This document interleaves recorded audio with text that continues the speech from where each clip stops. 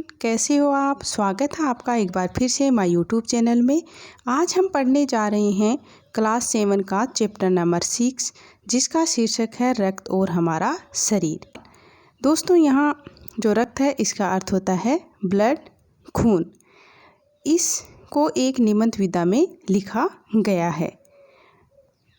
रक्त और हमारा शरीर। रक्त यानी खून। हमारा जो पूरा शरीर है इसमें ब्लड रहता है और ये है हमारे शरीर में क्या क्या प्रोसेस करता है, अर्थात क्या क्या प्रकृति करता है, क्या क्या प्रक्रिया करता है। बस यही इस चैप्टर में दर्शाया गया है, यही बताया गया है। आइए देखते हैं। दिव्या अनिल की छोटी बहन है। यूँ तो वह शुरू से ही कमज़ोर है, लेकिन उधर कुछ दिनों से उसे हर समय थकान महसूस होती है, अर्थात वीकनेस रहती है। मन किसी काम में नहीं लगता। भूख भी पहले से कम हो गई। अस्पताल में उसे डॉक्टर ने देखा तो कहा, लगता है दिव्या के शरीर में रक्त की कमी है, अर्थात खून की कमी है। जांच करा कर देखते हैं। ये कहकर उन्होंने दिव्या को रक्त की जांच के लिए पास के एक कमरे में भेज दिया। वहाँ अनिल को अपनी ही जान पहचान की डॉक्टर दीदी दिखाई दी। यानी अनिल को अपनी जान पहचान की एक डॉक्टर दीदी है वो दिखाई दी। डॉक्टर दीदी ने कहा, कहो अनिल, कैसे आना हुआ।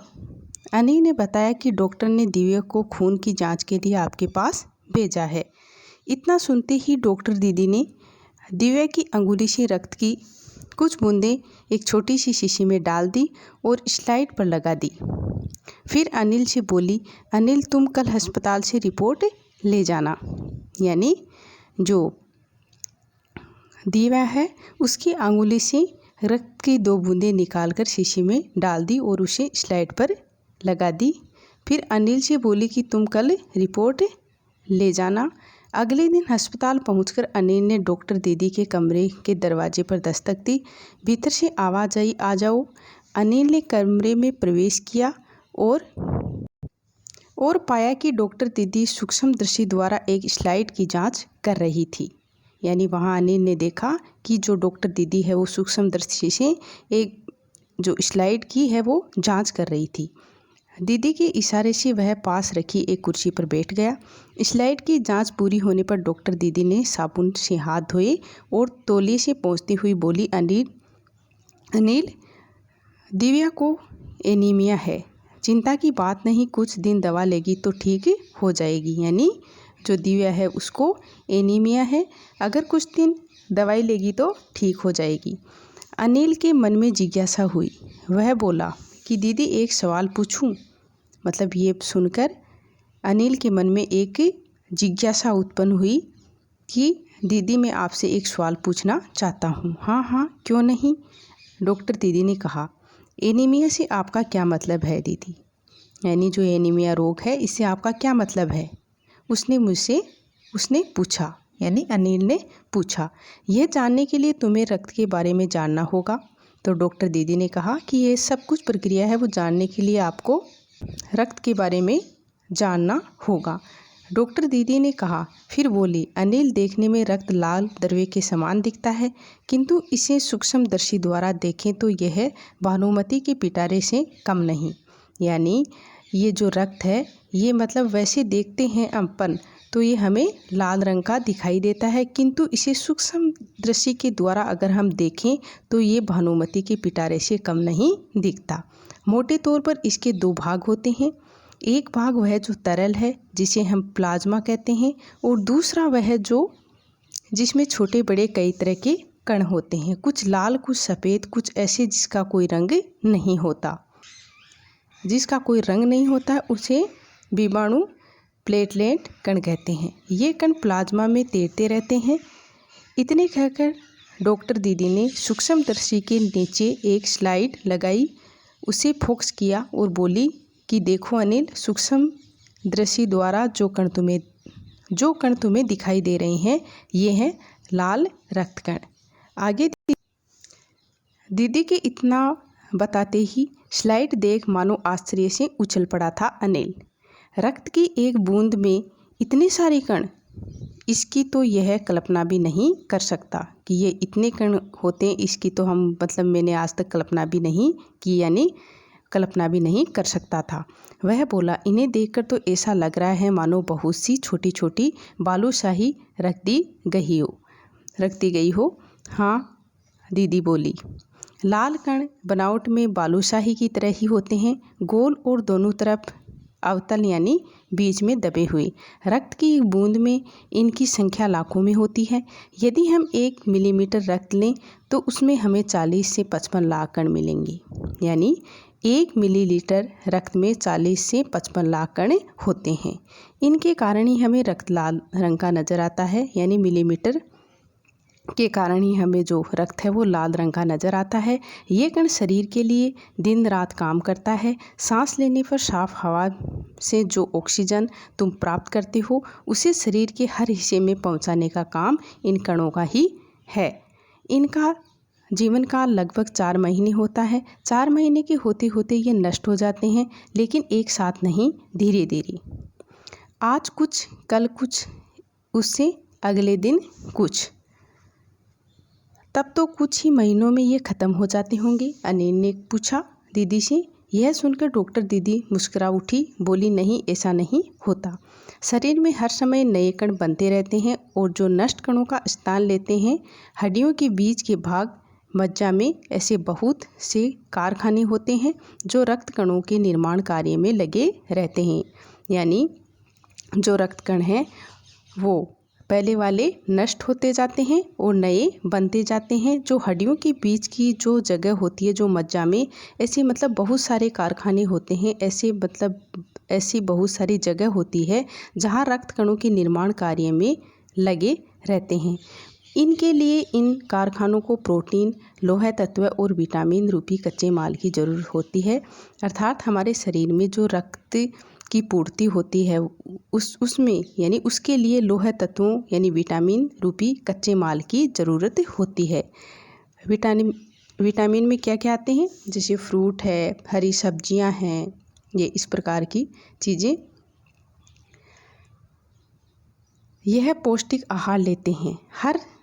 हरी सब्जी, फल, दूध, अंडा, गोश्त, ये तत्व उपयुक्त मात्रा में होते हैं, यानी इनका प्रयोग हमें ज़्यादा से ज़्यादा करना चाहिए। यदि कोई व्यक्ति उचित आहार ग्रहण नहीं करता तो इन कारखानों को आवश्यकता अनुसार कच्चा माल नहीं मिल पाता है। नतीजा ये होता है कि रक्त कण बन नहीं पाते, रक्त में इनकी कमी हो जाती है। लाल कणों की इसी कमी को एनीमिया कहते हैं। यानी दीदी ने अनिल को सारी बात समझा दी कि कैसे हमारे शरीर में रक्त बनता है और किस चीज़ों के किन चीज़ों के कारण हमारे शरीर में एनीमिया है वो होता है। जो लाल कणों की इसी कमी को हम एनीमिया कहते हैं। तो क्या संतुलित आहार लेने मात्र से ही हम एनीमिया से बचे रह सकते हैं, अनिल ने सवाल किया। तो दीदी बोली कि हाँ, यह कहना काफ़ी हद तक सही होगा। यूँ तो एनीमिया बहुत से कणों से ही होता है, किंतु हमारे देश में इसका सबसे बड़ा कारण पौष्टिक आहार की कमी है। यानी हमें ज़्यादा से ज़्यादा पौष्टिक आहार का सेवन करना चाहिए ताकि हमारे शरीर में ब्लड है, जो लाल कण हैं, वो टाइम टू टाइम बनते रहें। पौष्टिक आहार लेना हमारे स्वास्थ्य के लिए बहुत ही लाभदायक होता है। इसके अलावा इस रोग को एक और बड़ा कारण है, यानी एक और बड़ा कारण बताया दीदी ने, पेट में कीड़ों का होना। ये कीड़े प्राय दूषित जल और खाद्य पदार्थों द्वारा हमारे शरीर में प्रवेश करते हैं। अतः इनसे हमें बचने के लिए आवश्यक है कि हम पूरी सफाई से बनाए गए खाद्य पदार्थ ही ग्रहण करें। यानी जिस प्रकार से हमारे पेट में कीड़े हो जाते हैं, ये कीड़े पेट में कीड़े होने का क्या कारण है? ये कीड़े प्राय जब हम कोई किसी प्रकार का दूषित जल या भोजन कर लेते हैं तो ये हमारे शरीर में प्रवेश कर जाते हैं। अतः इनसे हमें हमेशा बचना चाहिए और पूरी सफाई से बनाए हुए खाद्य पदार्थ ही ग्रहण करने चाहिए। भोजन करने से पूर्व अच्छी तरह से हाथ धो लें और साफ पानी ही पिएं। और हाँ, अनिल, एक किस्म के कीड़े भी हैं जिनके अंडे ज़मीन की ऊपरी सतह में पाए जाते हैं। अब और आगे दीदी बता रही हैं अनिल को कि एक किस्म के कीड़े भी होते हैं, यानी कीड़े भी हैं जिनके अंडे हैं वो ज़मीन की ऊपरी सतह पर होते हैं, पाए जाते हैं। इन अंडों से उत्पन्न हुए लार्वे त्वचा के रास्ते शरीर में प्रवेश कर आंतों में अपना घर बना लेते हैं। यानी ये जो अलग किस्म के कीड़े होते हैं वो मतलब लार्वे त्वचा के रास्ते से शरीर में प्रवेश करते हैं और जो हमारी आंतें हैं उसमें अपना घर बना लेते हैं। इनसे बचने का सहज उपाय है, शौच के लिए हम शौचालय का ही प्रयोग करें। यानी हमें शौच के लिए शौचालय का प्रयोग ही करना चाहिए, बाहर खुले में नहीं जाना चाहिए। और इधर उधर नंगे पैर नहीं घूमें, यानी इधर उधर मतलब नंगे पैर यानी मतलब चप्पल पहनकर ही घूमना चाहिए। दीदी यह तो बहुत ही महत्वपूर्ण बात बताई आपने। अब अनिल को है वो ये बात बहुत ही अच्छी लगी दीदी की। अनिल बोला, वह पल भर सोच में डूबा रहा। अनिल है वो मतलब सोच में डूब गया। फिर बोला, आपने बताया था कि रक्त में सफ़ेद कण और बिंबाणु प्लेटलेट कण भी होते हैं, शरीर में इसका क्या काम होता है? अनिल दीदी से पूछ रहा है। तो दीदी है वो अनिल को बताती है। दीदी बोली, सफ़ेद कण वास्तव में हमारे शरीर के वीर सिपाही हैं। यानी जो सफ़ेद कण हैं वो हमारा जो शरीर है इसके वीर सिपाही हैं। जब रोगाणु शरीर पर धावा बोलने की कोशिश करते हैं तो सफ़ेद कण उनसे डटकर मुकाबला करते हैं। यानी रोग प्रतिरोधक क्षमता को ये बढ़ाते हैं और जहाँ तक संभव हो पाता रोगाणुओं को भीतर घर नहीं करने देते। बस संक्षिप्त में यूँ मान लो कि वे बहुत से रोगों से हमारी रक्षा करते हैं। यानी आप शॉर्ट में ये मान लो कि जो सफ़ेद कण हमारे शरीर में होते हैं वो मतलब जो रोग होते हैं उनसे डटकर मुकाबला करते हैं और हमारी उन रोगों से रक्षा करते हैं। और बीमाणुओं का काम है चोट लगने पर रक्त के जमाव क्रिया में मदद करना। और जो बीमाणु होते हैं, जो बीमाणु कण होते हैं, उनका क्या काम है? उनका ये काम है कि रक्त जब हमारे कभी चोट लग जाती है तो हमारा रक्त है वो बहने लगता है, तो उसके जमाव की क्रिया में वो मदद करता है। बीमाणु जो कण है, रक्त के लाल तरल भाग प्लाजा में एक विशेष किस्म की प्रोटीन होती है जो रक्त वाहिका की कटी फटी दीवार में मकड़ी के जाले के समान एक जाला बुन देती है। बीमाणु इस जाले से चिपक जाते हैं और इस तरह दीवार में आई दरार भर जाती है जिससे रक्त बाहर निकलना बंद हो जाता है। अनिल बोला कि दीदी लेकिन घाव गहरा हो तब तो खून बहता ही चला जाता है। अब अनिल है वो दीदी से प्रश्न कर रहा है कि अगर हमारे गहरा घाव लग जाए तो खून बहता ही चला जाता है। हाँ, ऐसे समय में उस व्यक्ति को जल्दी से डॉक्टर के पास ले जाना चाहिए। ज़रूरत समझने पर ऐसी स्थिति से निपटने के लिए कुछ टाँके भी लगाने पड़ सकते हैं। तो दीदी उसे जवाब देती है कि ऐसी स्थिति में तो हमें मतलब व्यक्ति को डॉक्टर के पास जल्दी से ले जाना चाहिए और ऐसी स्थिति में मतलब टाँके भी लगाने पड़ सकते हैं, किंतु डॉक्टर के पास पहुंचने तक के समय में चोट के स्थान पर कसकर एक साफ कपड़ा बांध देना चाहिए। दबाव पड़ने से रक्त का बहाव कम हो जाता है जो उस व्यक्ति के लिए काफ़ी लाभप्रद हो सकता है। यानी मतलब पहले प्राथमिक उपचार भी कर लेना चाहिए डॉक्टर के पास पहुंचने से पहले। किंतु अगर बहुत अधिक रक्त बह जाए तो उसे रक्त चढ़ाने की ज़रूरत भी पड़ सकती है। दीदी ने समझाते हुए कहा, अनिल को समझाते हुए कहा कि अगर अधिक रक्त बह जाए तो उसे रक्त वापस चढ़ाने की ज़रूरत भी पड़ सकती है। अनिल ने कहा, तो क्या ऐसे समय में किसी भी व्यक्ति का खून काम आ सकता है? तो दीदी बोली कि अनिल, हर किसी का एक सा खून नहीं होता। कुछ विशेष गुणों के आधार पर रक्त को 4 मुख्य भागों में बांटा गया है। अब यहाँ अनिल पूछ रहा है कि हम मतलब किसी का रक्त है वो मतलब किसी भी व्यक्ति का खून काम आ सकता है क्या?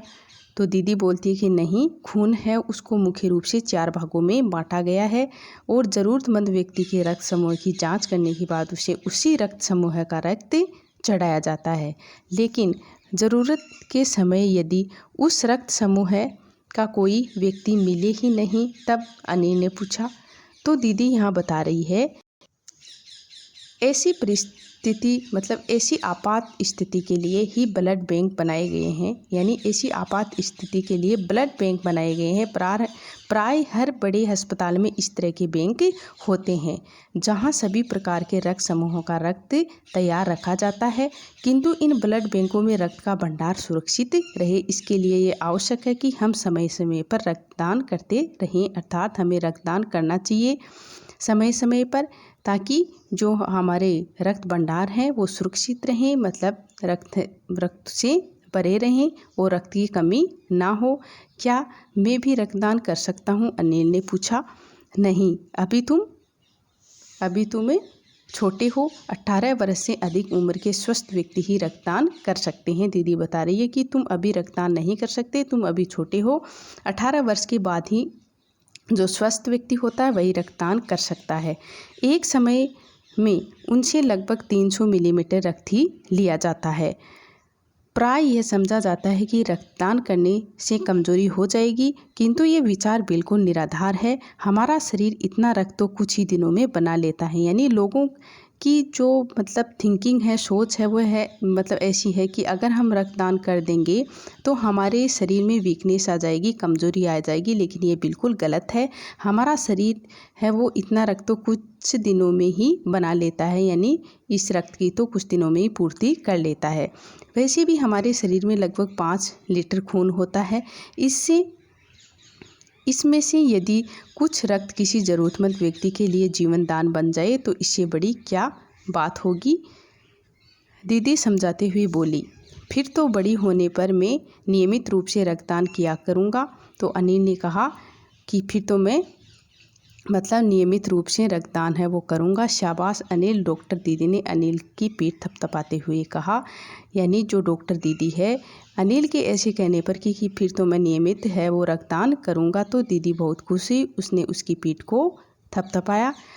तो दोस्तों, हमें इससे ये शिक्षा मिलती है कि हमें जो रक्तदान है वो करना चाहिए, और हमारे रक्तदान करने से पता नहीं कितने लोगों की ज़िंदगी है वो बच सकती है। तो दोस्तों, हमें इस पाठ से, रक्त और हमारा शरीर से यही शिक्षा मिलती है कि हमें टाइम टाइम पर रक्तदान है वो करना चाहिए, और ये बहुत ही आवश्यक है। अच्छा दोस्तों, अगर आपको मेरा ये वीडियो अच्छा लगा हो तो प्लीज़ लाइक, शेयर, सब्सक्राइब ज़रूर करें। थैंक यू दोस्तों।